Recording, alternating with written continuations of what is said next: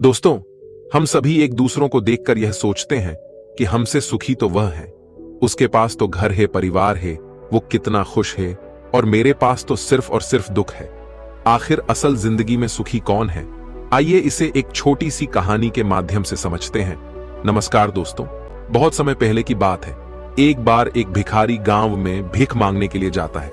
भिखारी भीख मांगते मांगते एक किसान के दरवाजे पर पहुंचता है। वह भिखारी किसान के घर का दरवाजा खटखटाता है, लेकिन अंदर से कोई आवाज नहीं आती।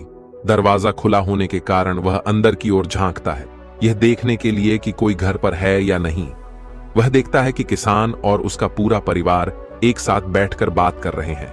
बच्चे किसान के साथ लिपटे हुए हैं, खेल रहे हैं। भिखारी को लगा कि शायद किसी ने मेरी बात पर ध्यान नहीं दिया, इसलिए उसने फिर से आवाज लगाई। जब उसने दूसरी बार आवाज लगाई तो किसान की पत्नी ने सुना और उसके बाद कुछ अनाज लेकर घर से बाहर आई और उसे भीख दे दी। उसके बाद वह भिखारी वहां से चला गया और कुछ आगे चलकर वह यह सोचने लगा कि कितना खुशहाल परिवार है, कितने सुखी हैं ये लोग। परिवार में 2 बच्चे हैं और वे बच्चे पिता के साथ खेल रहे हैं। सब कुछ देखकर कितना अच्छा लग रहा था। काश मेरा भी परिवार होता। किसान का परिवार कितना खुश है, और एक मुझे देखो, दिन भर भीख मांगना पड़ता है, फिर घर आकर खुद से खाना बनाना पड़ता है, और मुझे कितनी परेशानी होती है। इसके बाद वह भिखारी अपने रास्ते निकल गया और किसान के परिवार ने खाना खाया। और खाना खाने के बाद किसान अपनी पत्नी को कहने लगा कि घर खर्च के लिए पैसे नहीं हैं, बड़ी परेशानी है। साहूकार से 1000 उधार लेना पड़ेगा, पता नहीं वह देगा या नहीं। किसान की पत्नी ने उसे धैर्य रखने के लिए कहा और बोली, आप जाओ, आपको साहूकार पैसे दे देगा।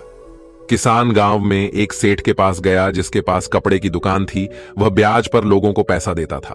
किसान ने सेठ से 1000 मांगे, और जब सेठ किसान को पैसा दे रहा था तो उसने देखा कि वहां पैसों का हिसाब लगा हुआ है।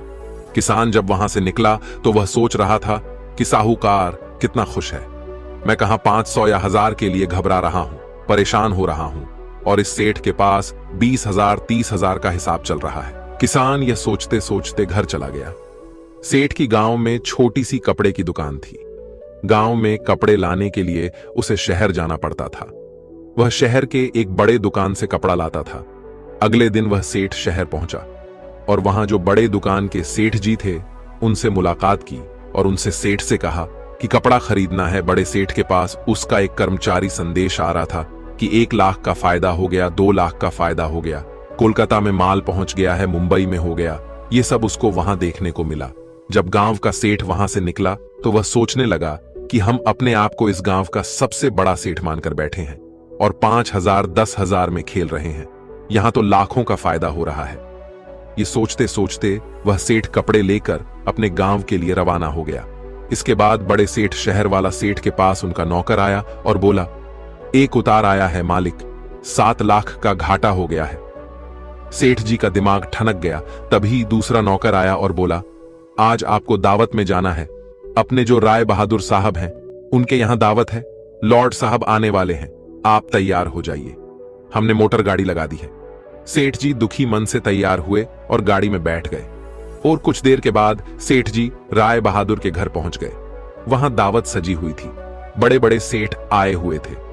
सेठ जी के लिए तो बैठने तक की जगह नहीं थी, जैसे तैसे इनको कुर्सी मिली। उसके बाद सेठ जी देखने लगे कि कमिश्नर आ रहा है, कलेक्टर आ रहा है, बड़े बड़े अधिकारी साहब आकर मिल रहे हैं। ये सब नजारा देखकर सेठ जी सोचने लगे कि कहां मैं अपने आप को सेठ मानकर बैठा हूं और कितना खुश हो रहा हूं। सबसे ज्यादा तो सुखी ये हैं, इनके पास बड़े बड़े अधिकारी आते हैं, चाय पीते हैं, हाथ मिलाते हैं, जलवा तो इनका है। इसके बाद सेठ जी राय बहादुर से मिले और उन्हें तोहफा दिया, खाना खाया और अपने घर के लिए रवाना हो गए।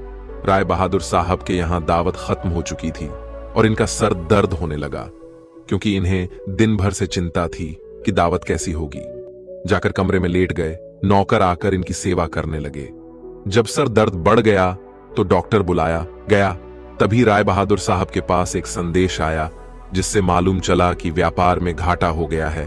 अब उनका सर दर्द और भी बढ़ गया।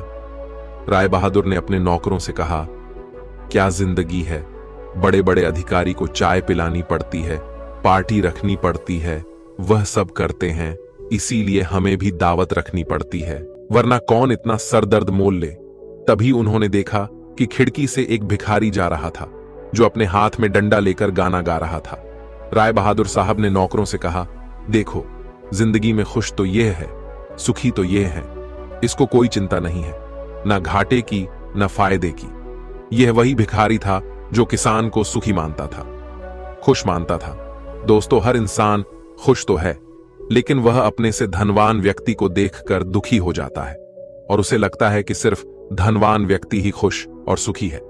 लेकिन धनवान होने के अर्थ यह नहीं कि वह व्यक्ति सुखी भी है।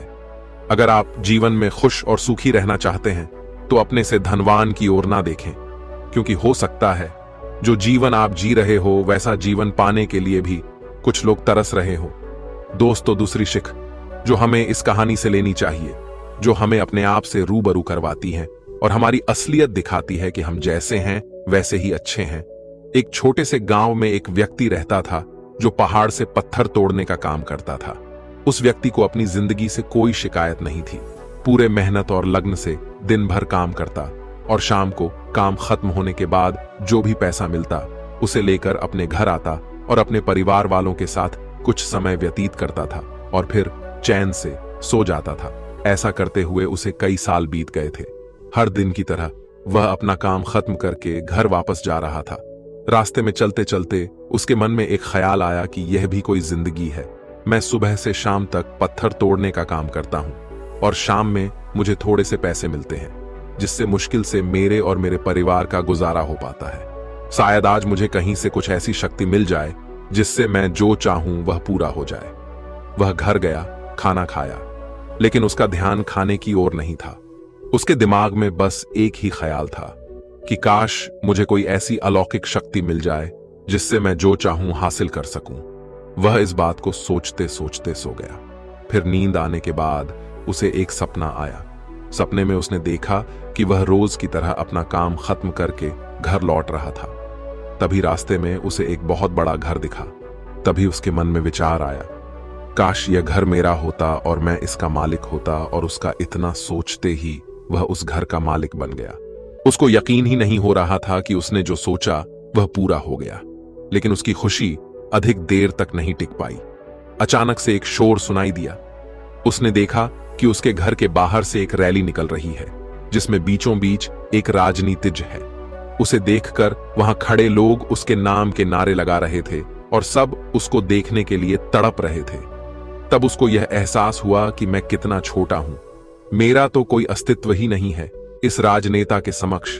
काश मैं एक राजनेता होता और मेरे पास इतनी क्षमता होती। उसके इतना सोचने की देर थी कि वह राजनेता बन गया। उसके खुशी का ठिकाना नहीं रहा, क्योंकि उसके पास हजारों लोगों की भीड़ थी और सब उसको देखने के लिए तरस रहे थे।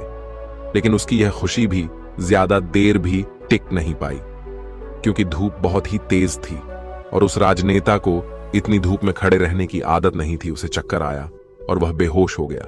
फिर उसे एहसास हुआ कि यह राजनेता सबसे ताकतवर नहीं है, ये जो सूरज है ये सबसे ताकतवर है। उसके मन में आया कि काश मैं सूरज होता, मेरे आगे कोई टिक नहीं पाता। उसको इतना सोचने की देर थी और वह सूरज बन गया। वह खुशी से पागल हो गया। पूरी दुनिया को यही रोशन कर रहा था। दुनिया में ऐसा कोई इंसान नहीं था जो उसकी रोशनी को रोक सके। लेकिन उसकी यह खुशी भी टिक नहीं पाई, क्योंकि कुछ ही समय बाद आसमान में काले बादल आए और रोशनी को रोक दिया। फिर उसको एहसास हुआ कि कोई है जो मेरी रोशनी को भी कोई रोक सकता है। उसके मन में यह ख्याल आया कि काश मैं बादल होता, और वह बादल बन गया। उसको ऐसा लग रहा था कि वह आसमान में उड़ रहा है और वह जहां चाहे वहां जा सकता है। लेकिन कुछ देर बाद एक हवा का झोंका आया जो उसे उड़ा ले गया। उसे एहसास हुआ कि बादल सूरज की रोशनी को रोक सकता है, लेकिन हवा को नहीं, क्योंकि यह हवा उसे बहा कर ले गई। फिर उसके मन में यह विचार आया कि काश में हवा होता, और वह हवा बन गया। हवा बनने के बाद उसने अपने अंदर एक अलग सी ऊर्जा महसूस की और सोचा कि मैं जिसको चाहूं उसे उड़ाकर ले जा सकता हूं। उसको यह विश्वास होने ही वाला था कि इस दुनिया में सबसे ताकतवर मैं हूं। लेकिन तभी उसके सामने एक पहाड़ आया। उसने पूरी ताकत लगा दी, लेकिन उस पहाड़ को नहीं हिला सका। उसको यह एहसास हुआ कि कोई है जो हवा से ज्यादा शक्तिशाली है, जिसमें हवा को रोकने का भी दम है। फिर उसके मन में यह ख्याल आया कि काश में पहाड़ होता और वह पहाड़ बन गया। लेकिन हर बार की तरह उसकी खुशी ज्यादा देर तक नहीं टिक पाई। एक जानी पहचानी आवाज उसे सुनाई दी और साथ ही साथ उसको दर्द होने लगा, जैसे कि कोई है जो उसे तोड़ रहा है, मार रहा है। तब वह दर्द से चीखने लगा और उसके मन में आया, मैं वह बन जाऊं जो पहाड़ को तोड़ने का दम रखता है। लेकिन इस बार उसकी यह ख्वाहिश पूरी नहीं हुई। वह चीखने लगा, चिल्लाने लगा, अपनी पूरी ताकत लगा दी, लेकिन इस बार वह नहीं बन पाया। उसका दर्द बढ़ता ही चला जा रहा था। उस दर्द के कारण उसकी नींद खुली तो उसके सामने एक शीशा था। उस शीशे में खुद को देखा तो समझ आया कि मैं वह क्यों नहीं बन पा रहा था जो बनना चाह रहा था, क्योंकि असलियत में मैं वही हूं।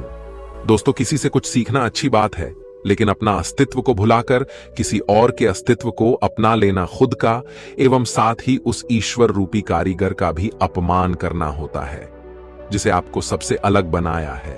हम भूल जाते हैं कि हम सभी में एक ऐसी खासियत होती है जो हम सबको खास बनती है। बस उसे हमें खुद के अंदर तलाश करना होता है। इसलिए आप जैसे भी हैं, आप अच्छे हैं। आपको किसी के भी जैसा बनने की कोई जरूरत नहीं है। आप जैसे भी हैं, सर्वश्रेष्ठ हैं। अगर आपको कुछ बनना है तो अपने आप को पहचाने, अपनी क्षमताओं को पहचाने और अपना श्रेष्ठ संस्करण बने। और तिछरी सीख जो हमें इस कहानी से सीखनी चाहिए, एक गांव में एक राजा था जिसने अपने जीवन काल में कई लड़ाइयां जीती और काफी हद तक अपने साम्राज्य का विस्तार किया था, क्योंकि समय के साथ राजा की सूझबूझ और साहस के कारण साम्राज्य बढ़ता गया। राजा या तो अपने शत्रुओं को परास्त करके वहां अपने साम्राज्य का झंडा गाड़ देता था, या फिर शत्रु स्वयं उसके सामने आत्मसमर्पण कर देता था। साम्राज्य के अंदर भी सुख और शांति का माहौल था। लोग बिना किसी डर के खुशी से रहते थे। इसी तरह उनका जीवन अब 56 वर्ष का हो गया था। राजा बहुत खुशी और धूमधाम के साथ रहता था, लेकिन अब वह वयस्क हो चुका था। उसका एक ही बेटा था जिसकी उम्र सिर्फ 16 साल की थी। राजा जानते थे कि इतने बड़े साम्राज्य पर शासन करने के लिए उम्र से ज्यादा समझदारी और कुछ महत्वपूर्ण बातें मायने रखती हैं। जो इन बातों को अपना लेता है वह इतने बड़े साम्राज्य पर आसानी से शासन कर सकता है। तभी एक दिन राजा ने अपने बेटे को अपने कक्ष में बुलाया और कहा कि सुनो बेटा, ऐसा नहीं होता। इससे कोई फर्क नहीं पड़ता कि आप 16 साल के हैं या 56 साल के। दुनिया आपकी हैसियत के मुताबिक आपकी इज्जत करेगी। हर कोई चाहता है कि लोग उसकी इज्जत करें, उसे मजबूत समझे, लेकिन यह इतना आसान नहीं है।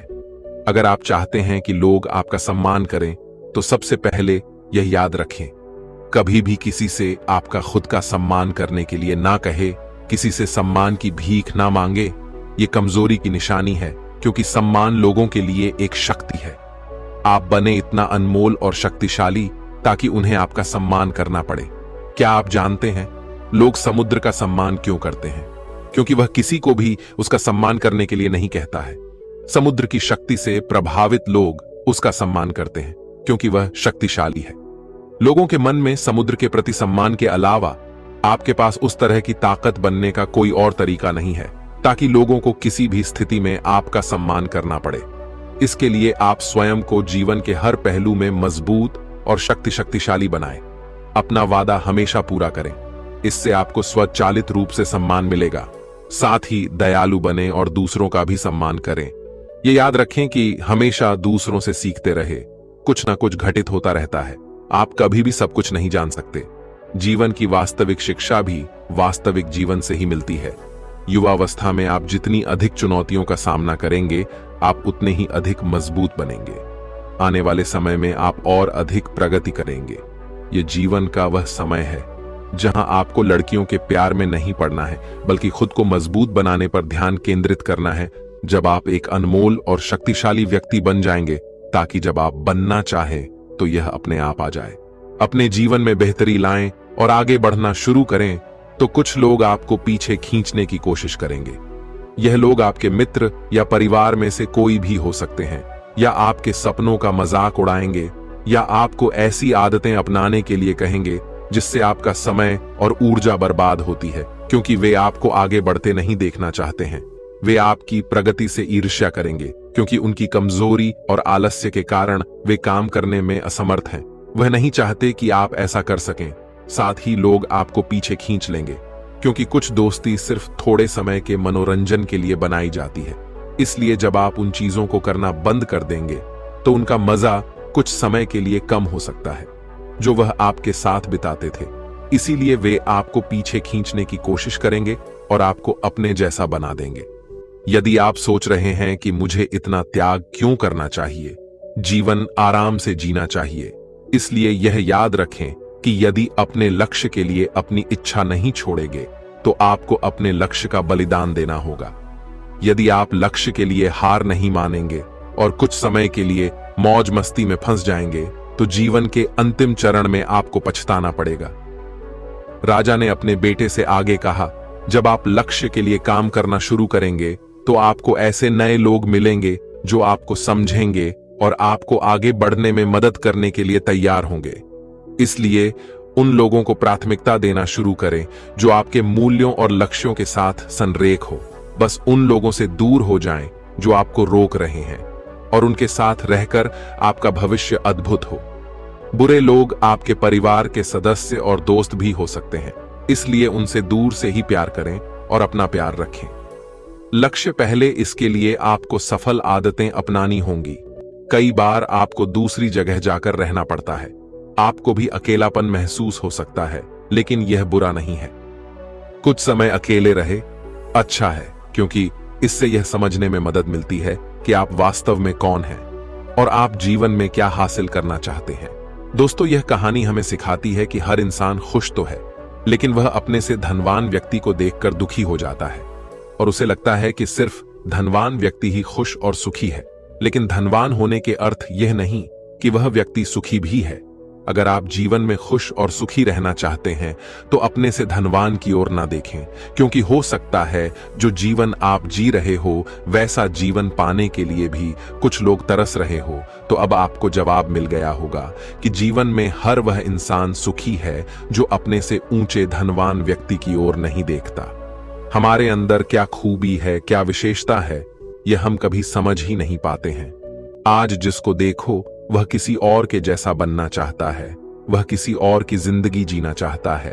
हर किसी की जिदंगी की एक अलग ही खासियत होती है, बस उसको समझने की और अपनी क्षमताओं को पहचानने की जरूरत होती है। जिस दिन आप अपनी क्षमताओं को समझ जाएंगे, उस दिन से आपके अंदर से किसी और के जैसा बनने का या किसी और का जीवन जीने का जो जिद्द है वह हमेशा के लिए खत्म हो जाएगा और आप अपने जीवन को अच्छे से जी पाएंगे। तो दोस्तों, कैसी लगी आपको ये कहानी, आप हमें कमेंट सेक्शन में जरूर बताना, और अच्छी लगी हो तो इस चैनल को सब्सक्राइब जरूर कर लेना। तो चलिए मिलते हैं ऐसी ही कोई नई कहानी में। तब तक के लिए अपना ख्याल रखें। धन्यवाद और नमो बुद्धाय।